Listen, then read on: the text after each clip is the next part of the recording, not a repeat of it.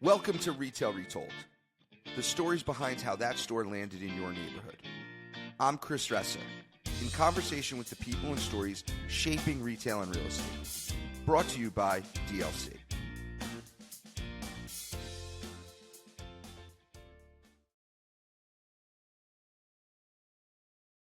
Welcome to Retail Retold, everyone. Today I'm joined by Jim Barone. We have an interesting episode, one we haven't done before here.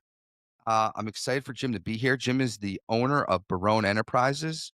And today we are talking about a topic we haven't talked about, but is very relevant to retail real estate, which is snow plowing. Jim, welcome to the show. Excited for you to be here. Thanks, Chris. I'm excited to be here. So, Jim, tell us a little bit more about who you are and what you do. My name is Jim Barone. Like you said, I'm the president of Barone Enterprise. We are a commercial real estate management company based out of Buffalo, New York. We primarily work for large retail center owners like yourself. Got it. And how long have you been doing this, Jim? Barone Enterprise started in July of 1990. So we just celebrated our 33rd anniversary. So we're pretty excited about that we've made it this long. And you're a Bills fan. I am a Bills fan. Were you Thanks at for the bringing that up. Were you at the game Monday night? I was. It was a very long, very late, and very disappointing night. You said something to me earlier on the show that I hadn't even considered. Are Bills fans concerned about not making the playoffs? I didn't even think that was a concern. Absolutely. The other night, if we beat the Broncos, we had a 62% chance of making the playoffs. If we lost, we were down to like 24%. So we have a 24% chance of making the playoffs now. We have a terrible schedule coming up, one of the hardest in the league. Wow. That would shock me if the Bills didn't make the playoffs. Even though my Jets with Zach Wilson did beat you guys, but which is shocking. But oh man, that was a tough opening night. It was. I was there as well. So that was very tough. All right, Long flight home. long flight home. So you do work for retail property owners. What work are you doing for them? We basically do everything except roof leaks at centers. We have landscaping crews, we have snow plowing crews, asphalt, concrete. We do drive it and EFIS repairs. We do small build outs. We do power washing and parking lot sweeping and a lot, just a lot of the day to day repairs that happen at a center. Someone driving through a building will pull the car out of the building and repair the facade. And, every day is something different. And so you guys, you definitely, from a property management perspective, the actual labor, you do a lot of the service work, which is, you mentioned snow plowing, landscaping. You do a lot of the repair work. You do some build out stuff. And then one of the areas that you do a lot of and you guys are experts in is snow, correct? Yes, sir. So, we're definitely we're focused on snow today as we are sitting here getting close to Thanksgiving. Has Buffalo gotten its first big snow yet? Yeah, we had about 3 inches on Halloween night. 3 inches. All right, that's not a big snow for Buffalo. I mean, eh, last year, how many times did it snow in Buffalo?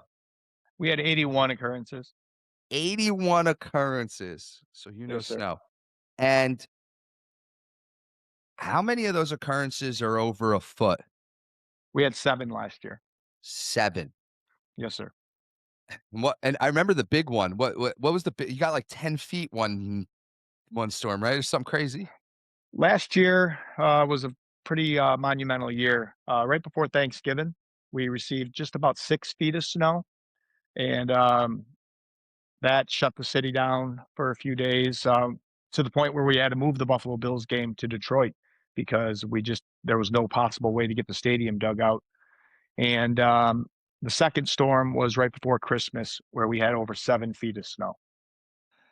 But here's the thing: you say shut down. It took 6 feet, 7 feet of snow to shut down. But generally, One of the interesting things about Buffalo that I've noticed from being an owner, you get a foot of snow, and like if that happened down south, it'd be a problem. But you get a foot of snow in Buffalo, the world keeps moving. There, Absolutely. commerce keeps happening. People are out shopping.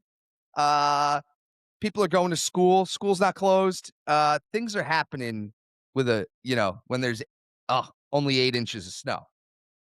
Yeah, the depths that we get in Buffalo and that we manage and that we've become accustomed to is definitely much different than other markets we handle in the country. So today we're going to talk about the top 3 things that property owners of retail centers need to know if they own property in a area that has snowfall. Before we get there, one of the big things that constantly comes up when I talk to owners who own in markets that snow is, do you go on a per push or per occurrence snow plowing contract, or do you go to a fixed contract where you're paying a price no matter how many times it snows? And so this is the big debate. And what I find is the following that happens, Jim, and you tell me if this resonates with you with some of your customers, which is everyone's on a per push contract until they have that 1 year where there's so many occurrences that they blow their budget out the door and they're scrambling because they didn't plan for to pay this much in snow plowing, and they want to move to a fixed contract. But and everyone thinks like, oh, that's the better way. I often say, like, I hear you, but snowplow guys and gals are they're not going to lose money. If they're doing this over the long haul, it's going to work out for them, over a 5-year period or so. You might win 1 year, lose 1 year, but over the course of time, it's going to even out, generally speaking. And so I'd like your take on this concept because I would tell you it's the biggest discussion among owners is the type of contract to do, because if you get caught with your hand in a cookie jar where you had a per push year and there was 81 occurrences, that's going to be an expensive year for an owner.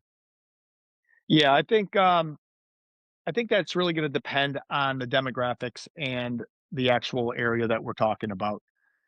In Western New York, for example, an area that I'm very familiar with, it would be very advantageous as an owner for myself to be on a per push basis because I would make a lot more money. And I can't remember a winter in the last 33 years that I've been doing this that we've had less than 25, 30 occurrences. So it really doesn't make sense as a retail owner to go to a per push in this particular market. I'm all in if you want to change my contracts, Chris. And however, it wouldn't be in the best interest of your company to do so. In other areas now that gets the occasional storm or gets very minimal amounts of snow, it might make a lot more sense to do something like that. But like you said earlier, a lot of times owners like to know what they're going to have in their budget so they can forecast for the season. And very quickly, snow plowing can push you outside of that. Then you're scrambling and you're maybe not painting that center, or you're maybe not replacing those sidewalks that you want to replace. And so it starts to have detrimental impacts on the following season.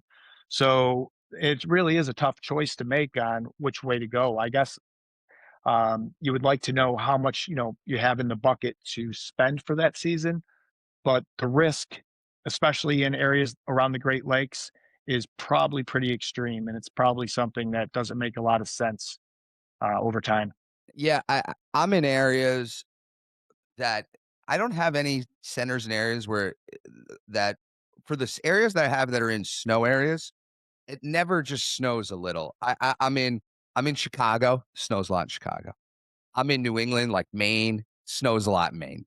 I'm in I'm in Buffalo, snows a lot in Buffalo. I'm not in these areas where like you get like 1 or 2 snowfall. Like I'm in these areas where when it snows, it snows. So uh the other thing, so I think that's helpful. I think the other thing that we talk a lot about, and we didn't talk about this offline, but there's one, and this is random, but the price of salt. So if you've never owned a center in a snow area, you're about to spend more on salt than you do on a car. So so tell people about the purpose of salt and what's happened over the years with salt from a cost perspective. Okay, so what happened with well, let's start in the beginning. What salt does is salt will actually, help melt the snow. Once you get the vehicular traffic in your centers, the heat from the tires will then, work with the salt to melt the snow so that we can have a safe environment for our customers. Um, 20 years ago, you could buy salt for about 25 or $30 a ton. Now, when you say the word ton, a lot of people think, well, that's an immense amount of salt. What 1 ton of salt actually is, if you're familiar with a bobcat bucket, 1 skid steer bucket, 1 bucket will yield about 1 ton of salt. So it doesn't go very, very far. Um, In a big and power center like one of my centers, on a snow on a pretty snowy day at 8 inches of snow, how much salt do I need? 15 to 20 ton. 15 to 20 tons. Okay. So 20 years ago, 25 bucks a ton, Yeah, today you're paying about $140 a ton. $140 a ton. The price So has gone through the roof. $140 a ton. I need 15 tons, right, per occurrence, and you had 81 occurrences last year. Now they all don't need 15 tons, but that's a lot of salt. It is. Yeah, we go through thousands and thousands of tons a year up here. Yeah, you're very quickly as an owner in 6 figures of salt. Yes, sir. I think now, I think everyone always asks, so there are other products out there other than salt? Yes, we have tried a lot of different things over the years. Um, there is a liquid brine product that we use as well, um, where we mix pure brine into a water tank, and then we can mix it with water, and then it has spray nozzles, and that has a much lower melt factor to it, so it hits a lot quicker because salt, when it gets below zero, you need all that heat from the tires and things like that to get it to start activating. Just because you salt a property doesn't mean that it's necessarily going to melt. Salt, needs some kind of warmth to activate. Where the liquid brine will get below zero and still kind of give you an active melt.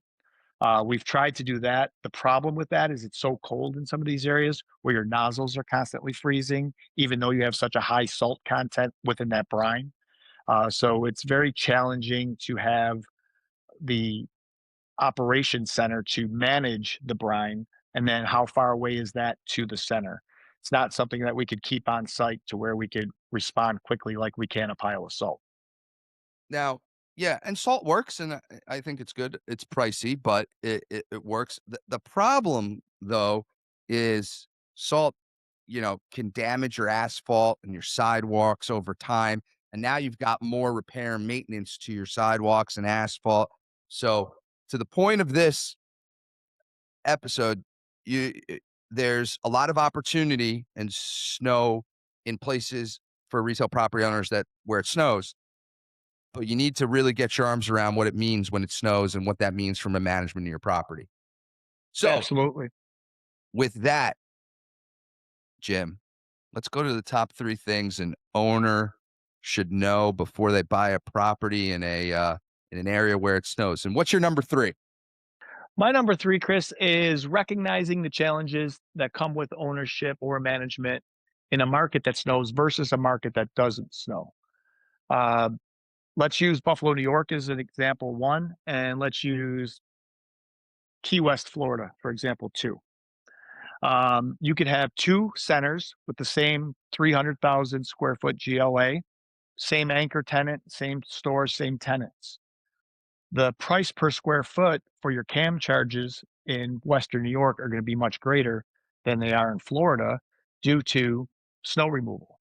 So when owners who are based in other parts of the country will purchase something in a area that has aggressive snowfalls, they're often very surprised and shocked come contract negotiation time for snow plowing because they'll say, "Well, I have a center that's a twin to this in Texas, and it cost me $1.50 a square foot.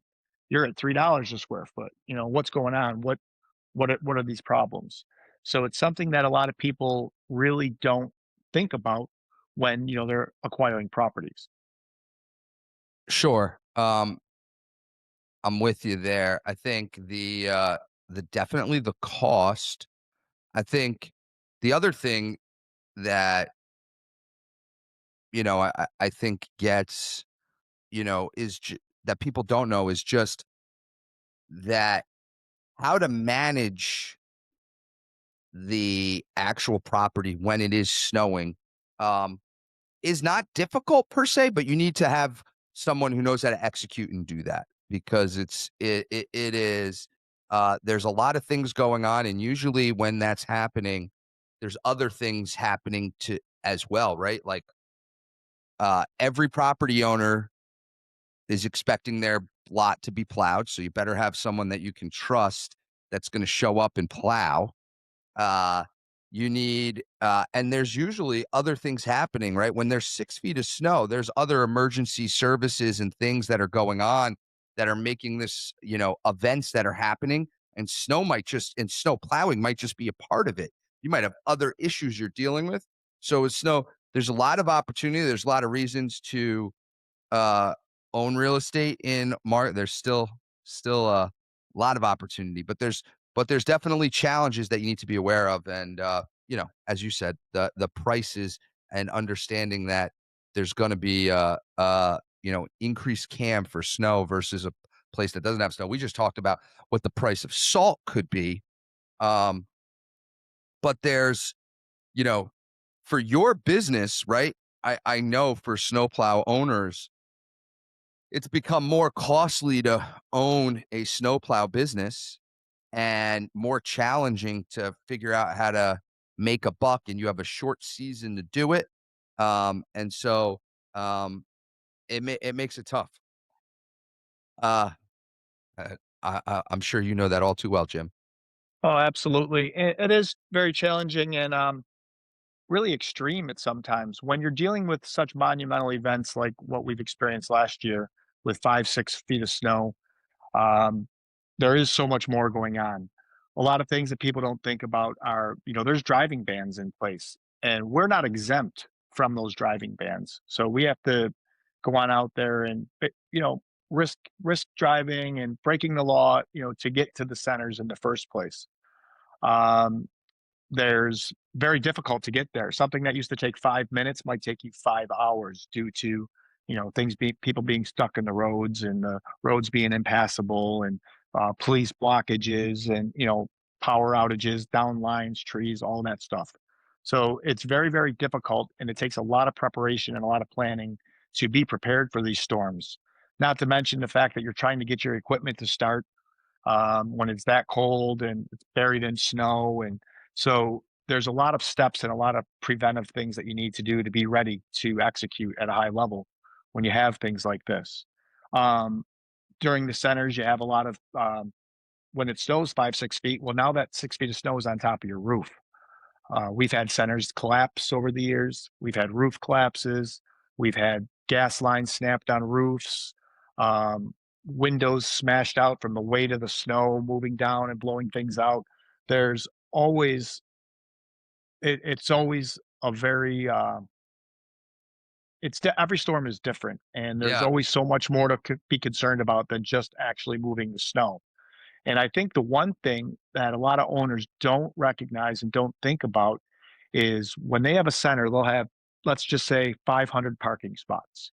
So they'll have tenants, and with the I think ADA you're laws, actually going to say what I was asking, but what I was going to ask you next. But go ahead. the say you have 500 parking spots. So now all of a sudden you get 6 feet of snow, and you have all these tenants who are used to having 40 spots here, 50 spots here. Everything. All of a sudden, where does the snow go? Where does the So you have snow go? That's so what I was going to say. Yeah. you have all these massive piles, right? And so these you can only push the snow so far. So you have all these big piles, and now your parking went from 500 to 300.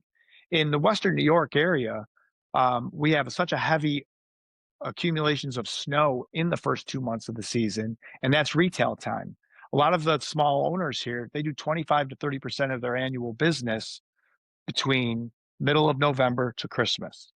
So they every parking spot counts, as well as visibility for your smaller stores. If they're going to an anchor center and they're leaving BJ's and they get to their car, now there's a huge snow piles. They can't see Bed Bath and Beyond on the other side of the snow pile. They leave. Now Bed Bath and Beyond lost that potential client, as well as there's nowhere to park.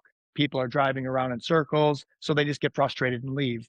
And now, you know, the snow already affects these people's business and bottom line so much. It's very important that us as providers and owners, do the best we can so that we can provide the tenants, as much parking and as many hours open as possible, especially during that season. But one of the things that, when I first got into this business that I didn't realize that you might have to do, and we have to do this at properties, is you have to haul the snow out of there. You plow it, and then in some centers, we haul it out of there because there's nowhere to put it on the property, especially when there's 6 feet of snow. Yeah, and that's something that really goes with this here with the north versus the south thing. A lot of times when these properties are designed, they'll go to an architectural firm in Texas, and they have a plan because they have to put curbs everywhere because they have to do traffic control. How can we keep the center safe so people can exit the store, get to their vehicle without getting hit? So we have separation curbs, we have, mark spots, safety bollards, all of these things. And if you're somebody who works primarily in the Southeast, you don't think about snow. But all of a sudden in the North, we have these centers who are designed to, go along with a certain plan. Well, a payloader doesn't fit through them. These drive-throughs and all these things, you can't fit a payloader or a truck with a plow through these things. So that starts creating other challenges. You have to get specialized equipment in order to do things like that. These are all things that owners don't think about when they're, renovating, adding in a tenant. In today's market, you have to really be flexible. You have to think outside the box. What can I do with this space? I have a former Kmart space. Well, let's break it up into 4 units and let's put XYZ in there. You have to have mixed use. You have to have, you have to think of a lot of different things. But what you don't think about is how does that change the original design of the plaza? And what are we going to do when we get snow? So most drive-throughs, normal plows don't fit through drive-throughs? No, no, a plow these days, you're 8.5, 9 feet. They design these things basically for your average car. They're not necessarily, anybody who drives a pickup will tell you, even going through a McDonald's drive-through, it's a challenge and a 3-point turn most of the times to get through the drive-through. Got it. Okay. Number 2. What's number 2 on the thing that property owners should know before they enter a snow market? Insurance. That is the number one cost of owners as well as providers like myself. My biggest challenge in life is keeping an insurance policy in force for snow plowing in this market. So most The you say that is it hard to find people that will insure your business? It's near impossible to find, due to the frequency of claims, and the slip and falls. Um, it's very, very challenging when a storm comes at 11 o'clock in the morning and the store is already open, the parking lot's full, you're very limited with what you can do. Snow's piling up, you're salting, making it safer yet more unsafe because it's slushy and then it ices over underneath. So people, are wearing heels, slipping, falling, and as property owners, you have waivers of subrogation, hold harmless agreements, and things like that that us as the snowplow companies have to sign. So we assume all risk and we are responsible for all claims. So once you But start getting a I'm couple of paying that in my contract in other ways. When your insurance goes up, the price of my snow removal goes up. That's the r- problem. right, well, that's why going back to our first subject, not to go backwards, but to talk a little bit about that flat rate versus the contractual rate. I'm sure there'll be a lot of insurance issues that would be created if it was a per time versus a contractual obligation, because I know for myself to even be able to obtain insurance for centers, I have to provide copies of the contract, things like that. So depending on what the verbiage was in those contracts, a lot of guys might have trouble even getting insurance to do a per push type situation. Got it. Okay, that's number 2. What's the number one thing property owners need to know before they enter a snow market? You have to possess an incredible, immensible amount of sense of urgency, and a preparation plan. Um, there's a lot of things that go into being successful in a storm. Um, a lot of times, one thing that you have to really have, in anything with commercial real estate, as you know, it's very important to have key tenant selection when you have the luxury to select your tenants. In today's market, that might not be something that, is very, viable. However, if you do have a choice on signing one tenant versus another, you have to think of these things. If you have a center that has a dialysis center in it, you can't close the dialysis center due to snow. Someone can die. So it's very, very important that you choose the right vendor and you manage the right tenants. So depending on what tenants you have in your center, if you have grocery stores and pharmacies and a lot of the places that we have, in our portfolio here, DLC, um, is we have a lot of pharmacies, renal cares, and dialysis centers, blood labs. All of those things become basic and essential necessities for some people to live. Last year in those storms, we had several instances where ambulances were stuck, where we had to go pull them out with the machines, and they had people having heart attacks from trying to shovel snow in the back of the ambulance. I can't We probably saved several lives last year just by helping getting that ambulance from point A to point B by driving these loaders down the streets to get these things into the hospitals. So these events happen. It's really essential to have an understanding. Um, Also, the biggest problem with storms in Buffalo, especially around the holidays, is the sacrifice you have to make to be able to field these response teams. I always blame everybody for praying to God to, I want a white Christmas. We want a white Christmas. Well, all these prayers get answered. And next thing you know, we have 7 feet of snow. And, I've missed probably, 15 Christmases over the years with my family. And last year in particular was a year that there was a lot of changes in my life and a lot of, first times and a lot of things that I was looking forward to for a very long time. That December 22nd, I got a phone call. This one's looking rough, and we got to start planning. And I spent Christmas in a payloader for 30 straight hours with no food and and 7 feet of snow digging out a target. And I didn't celebrate the holidays with my family until after the new year, and as well as a lot of my staff. So there's a lot of sacrifice and a lot of things, but so I was feeling pretty bad about myself and feeling like I, maybe need to rethink some things. However, when you get a postcard from someone that you saved their dad's life because got that ambulance out or you cleared this pave, there's it makes it real. There was about 30 people that died last year in that storm up here. Wow, that's And remarkable. so, doing things like that, community driven things, really helps me have a much better sense of why I do what I do. So, that was the light at the end of the tunnel, once the Got storm. it. Well, that's remarkable, the concept of saving lives for what you do, and, um, no doubt you know, there's sacrifice because, it typically snows around the holiday time. The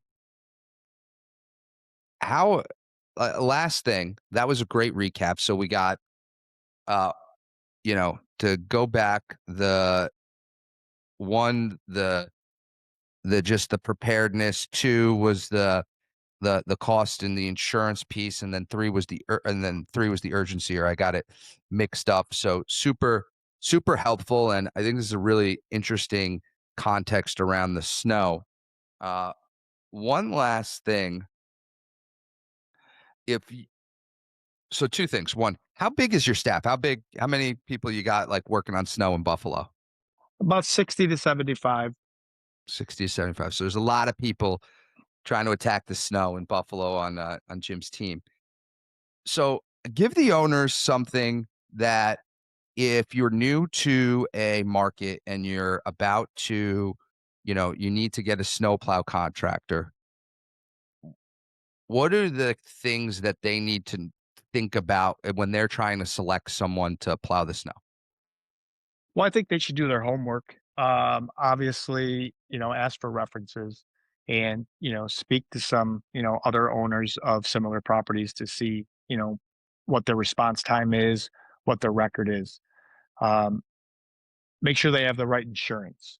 That is the number one largest thing that you have to look for to make sure that as an owner that you are properly covered and that they have the right amount of umbrella policies in place as well to cover whatever potentially can happen. This particular area is very, very lawyer driven. Every street corner has a billboard, slip and fall, give us a call. So, it's very, very important that you protect yourself as an owner and that you sign with a legitimate and a professional company that has the proper coverages in place and has the experience and the equipment to be able to handle your site. Excellent. Well, Jim, this has been fantastic. I really appreciate your time. Thanks so much for coming and stay safe in the snow this year. Thank you, Chris. I appreciate you having me on. Appreciate you watching. Hit subscribe. See you in the next one.